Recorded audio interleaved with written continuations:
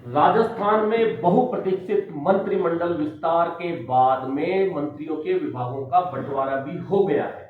और कहा जा रहा था कि यह मंत्रिमंडल विस्तार होने के बाद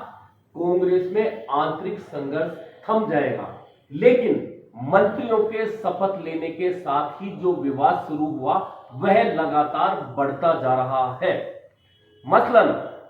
जैसे ही मंत्रियों के नामों की घोषणा हुई और उसमें प्रमोशन हुआ तो सबसे पहले राजगढ़ लक्ष्मणगढ़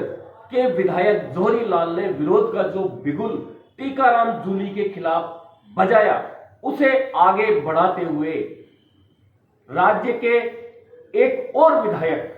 दयाराम परमार जो मुख्यमंत्री अशोक गहलोत के काफी नजदीकी माने जाते हैं, उन्होंने विरोध तो नहीं किया लेकिन उन्होंने बहुत सटीक तरह से अपनी नाराजगी जाहिर कर दी। उन्होंने सीधे मुख्यमंत्री को पत्र लिखा और पूछा कि आखिरकार मंत्री बनने की योग्यता क्या है जिसे वे हासिल करें और मंत्री बनने की कोशिश कर सकें। ठीक इसी के अगले दिन राजस्थान में मुख्यमंत्री के सलाहकार बनाए गए 6 विधायकों में से एक विधायक जो कि पहले बसपा से और अब निर्दलीय के रूप में जीत कर आए हैं, रामकेश मीणा ने एक तरह से कांग्रेस की एकजुटता को सड़क पर ला दिया और रामकेश मीणा ने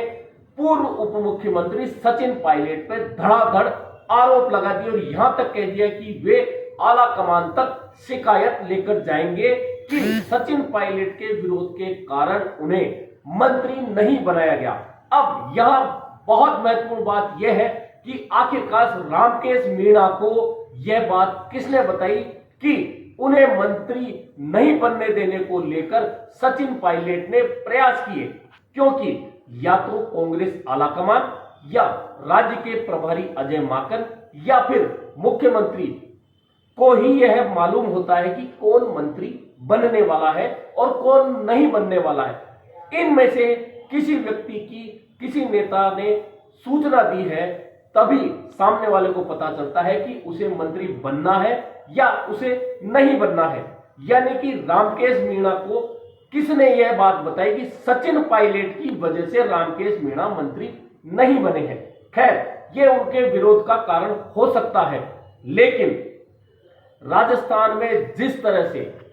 आला कमान ने करीब 1.5 साल के बाद में आंतरिक संघर्ष रोकने के लिए मंत्रिमंडल विस्तार और फेरबदल का काम किया है, अब देखना यह होगा कि क्या कांग्रेस वास्तव में राजस्थान में एकजुट हुई है। लेकिन शुरुआती 2 दिन का जो विरोध शुरू हुआ है वह यदि 1-2 दिन में नहीं थामा गया और कुछ और विधायकों का विरोध खुलकर सामने आया तो यह एकजुटता का संदेश जो आलाकमान ने देने का प्रयास किया है वह धूमिल हो जाएगा और हो सकता है इसकी आशंका पहले से हो। इसीलिए शपथ से ठीक पहले जब प्रदेश कांग्रेस कार्यालय में मंत्रियों का स्वागत हो रहा था, वहां उस भाषण में प्रभारी अजय माकन ने संकेत दिए थे कि यह संपूर्ण मंत्रिमंडल है, सबको प्रतिनिधित्व का प्रयास किया है, लेकिन आगे आने वाले शपथ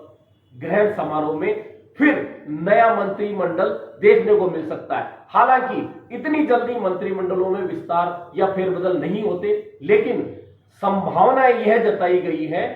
अजय माकन की बात से कि आने वाले